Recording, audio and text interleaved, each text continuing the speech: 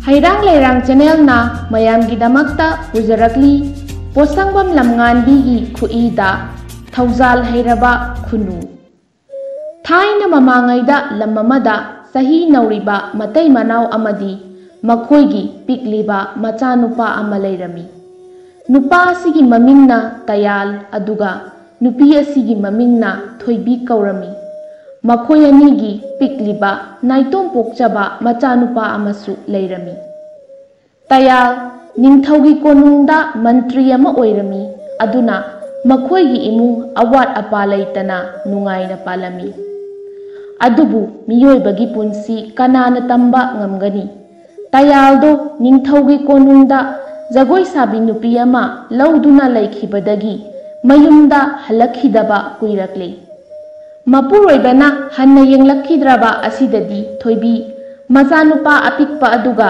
yamna waba haibadu oirami thoibi imungi awat apanadi nongmagi henjillaklabada sudaba nomdabadi yadabanina machanupa apikpabu posillaga labukta thabak suba chatlami labuki laurida machanupa apikpa adubu phi tharaga hifanduna thoibina labukta kumduna thabak surami Asumna nungti numit khudingi hek tauba asida aduwaida saktaba lakpa khunu angauba amana hek urami mama machagi matausi ubada khunu angauba adu yamna nungaijaramde aduna thoibina thabak suringaida khunu aduna angang adugi manakta paisillaktuna angang adugi masada kaba tinkang kayadu pharaga chathoklami Asumna thoibina labukta kumduna thabak suringaida laurida thamlamba machanupabu hek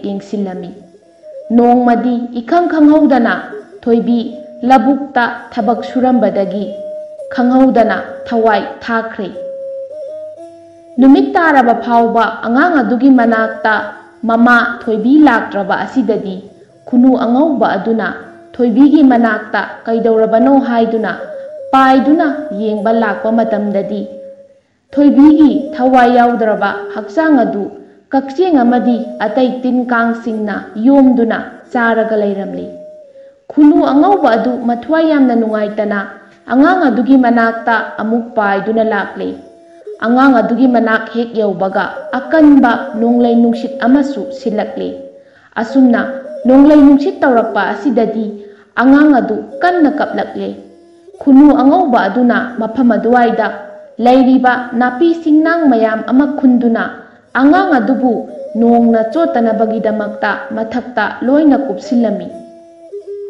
khunu aduna asum tauba aduda angang adudi nong chotre adubu khunu adudi masa pumba nongna pumlupluplami sauraba nonglikna masada yeibada chainadi phaurami asumna ahingsimadi yamna wana haukhre nongalabada nongsu hangkhre khunu angaubana mana ngarang angang adugi masada kupkhiba napi singnang sing adu loina lauthokle adubu angang adu mabuk lambadagi yamna hena kaplaklami khunu adu upay amata leiramde kona thangda angang adubu matomta thanamlaga khunu adu pairakle Khunu angauba si asum pairakpana ningthaugi konung yaushelakle singhasanda phamduna leiriba ningthaugi mayanglenda yaliba lengyan phi adubu khunu angauba asina thuna paisinduna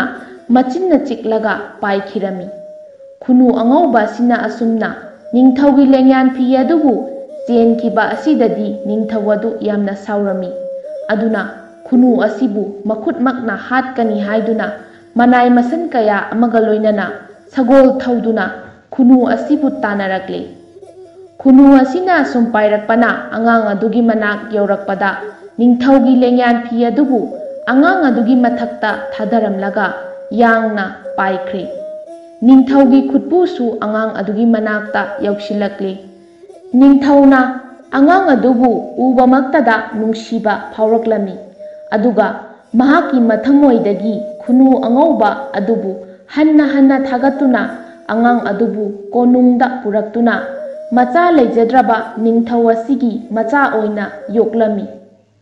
Ni leitraba matamda khunu angauba asi hek pairaktuna angang adubu yengsilami. Angang asigi nungsiba matau kayada mantri tayal amadi mahaki nupi atombidi yamna kalaklami. Maramdi tayal ningthaugi khwaidagi achanba mantrini. Ahal oiraba ningthau asina mamitta macha udana leirabadi ningthau asina siramdaida mangonda ningthaugi khubam soidana sinaramgani haibasi mahaki khangzabini. Adubu angang adu yokrabanina angang aduna ningthau oikrani khallubada tayal amadi mahaki nupi atombi leifam chafam khanglamde. Aduna angang adubu manghallasi khalladuna matai mana wa tanaba haurakle. Asumna umangda chatuna phatraba lainingba amada sel mayam ama katlaga midagi charang olhanba ngamba ising adu laururaga angang asigi masada hitchinduna angang adubu charang olhalasi haiduna hainarami. Matawasumna tayalna sana lupa amadi sel kaya puduna phatraba lainingba adugi manakta umang aduda chatlami. Tayalna phatraba lainingba adugi manak yaurabada lainingba aduda mahakna purakliba sel mayam amadi sana lupasing adubu katlaga sarang olhanba ngamba ising adu piyu haiduna haijarami. Phatraba lainingba adusu sana lupa selsing adubu phanglabada harau harau sarang olhanba ngamba ising adubu tayalda pirakli. Tayal wakhal nungaina ising adubu puraga konungda halakli. Nongmagi numit amada tayalna mirak narak yenglaga kana sukhanghandana angang adugi manakta sangsilaklaga mahakna purakliba ising adu angang adugi masada chaisilami. Angang adu khudak adumaktada charang olami. Tauriba matau asi angang aduga laiminariba khunu angauba adunadi loina urami. Khunu angauba adu angang aduna onkiba charang adubu yamna thuna machinda umsillaga mafamdudagi yangna pairakle. Asumna tauba asida khunu angauba asina angang adubu sakrabani haina tayalna khalami. Aduna mahak wakhal yamna nungaina lona kana khanghan uhandana mafam adudagi thoraklaga mayumda chatkri. Khunu aduna magi makonda pairaktuna machinda umliba charang adubu othorakli. Aduga asumna hairei. Ibungo nahakpu khunu aihaki ibuk thoki isadagi hena nungsi. Nahakna yamna piklingai matamdagi aihakna nangbu yengsinduna lakpani. Nahak mafam asida leiramu. Ai nangi punsi kannabagidamak ucheki ningthau langzagi manakta chattuna hangluge. Asumna hairamlaga khunu angauba langzagi manak tamna pairakle.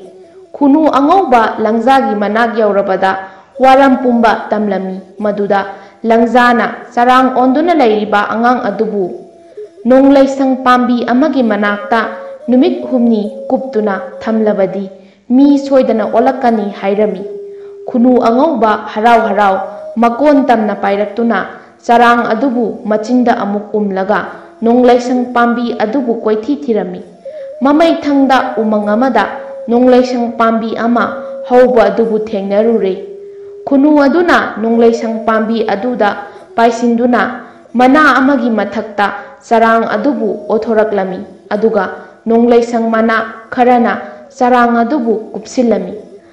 Asumna angang mangkiba numit nini subagi ahing asida tayal mahaki mamangda mahaki nupi ahal thoibina sikiba amadi mahaki macha nupabu ningthauna yokhibagi wari pumba adu loina urami. Tayal mikap thorakpada mahakna sarang olhankiba angang adu macha nupani khanglakpada yamna nungaijaramde. Asumna humni janba numit asida tayalna konung karakpa matamda mathwai yamna nungaijaramde. Ningthausu magi singhasanda wakhal yamna nungaitana phamlaga leirami. Tayalsu ningthauda khurumlamlaga magi phampham aduda phammi.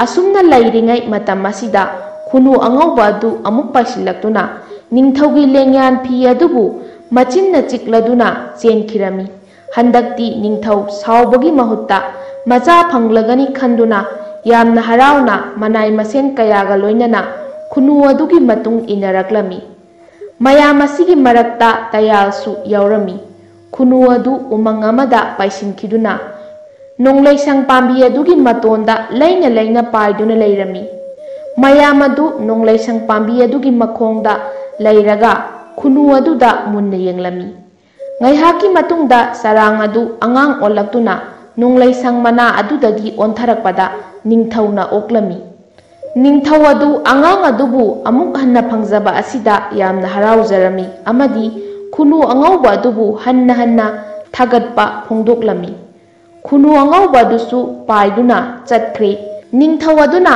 ꯑꯉꯥꯡ ꯑꯁꯤ ꯃꯇꯧ ꯀꯔꯝꯅ ꯃꯥꯡꯂꯤꯕꯅꯣ ꯍꯪꯕꯗ ꯇꯌꯥꯜꯅ ꯃꯍꯥꯛꯀꯤ ꯃꯔꯥꯜ ꯌꯥꯖꯗꯨꯅ ꯅꯤꯡꯊꯧ ꯑꯗꯨꯗ ꯋꯥꯔꯤ ꯄꯨꯝꯕ ꯂꯤꯔꯝꯃꯤ꯫ ꯅꯤꯡꯊꯧ ꯁꯥꯎꯕꯅ ꯍꯦꯟꯃꯟꯈꯤꯕꯅ ꯃꯤꯀꯨꯞ ꯑꯗꯨꯃꯛꯇꯗ ꯃꯍꯥꯛꯀꯤ ꯊꯥꯡꯁꯥꯡ ꯑꯗꯨ ꯂꯧꯊꯣꯛꯇꯨꯅ ꯇꯌꯥꯜꯒꯤ ꯃꯉꯛ ꯀꯛꯇꯨꯅ ꯍꯥꯠꯂꯝꯃꯤ꯫ ꯑꯗꯨꯒ ꯃꯈꯣꯏ ꯃꯌꯥꯝ ꯀꯣꯅꯨꯡꯗ ꯍꯜꯂꯛꯇꯨꯅ ꯅꯨꯡꯉꯥꯏ ꯌꯥꯏꯐꯅ ꯄꯥꯟꯈꯤꯔꯝꯃꯤ꯫ ꯍꯩꯔꯥꯡ ꯂꯩꯔꯥꯡ ꯆꯦꯅꯦꯜꯅ ꯃꯌꯥꯝꯒꯤꯗꯃꯛꯇ ꯄꯨꯖꯔꯛꯂꯤꯕ ꯐꯨꯡꯒꯥ ꯋꯥꯔꯤ ꯉꯁꯤꯒꯤ ꯑꯣꯏꯅꯗꯤ ꯃꯇꯥꯡ ꯁ꯭ꯋꯥꯏꯗ ꯂꯣꯏꯁꯤꯟꯖꯔꯦ꯫ ꯍꯌꯦꯡ ꯅꯨꯡꯉꯥꯏꯔꯕ ꯐꯨꯡꯒꯥ ꯋꯥꯔꯤꯁꯤꯡꯒ ꯂꯣꯏꯅꯅ ꯃꯌꯥꯝ ꯄꯨꯂꯞ ꯑꯃꯨꯛ ꯊꯦꯡꯅꯔꯁꯤ꯫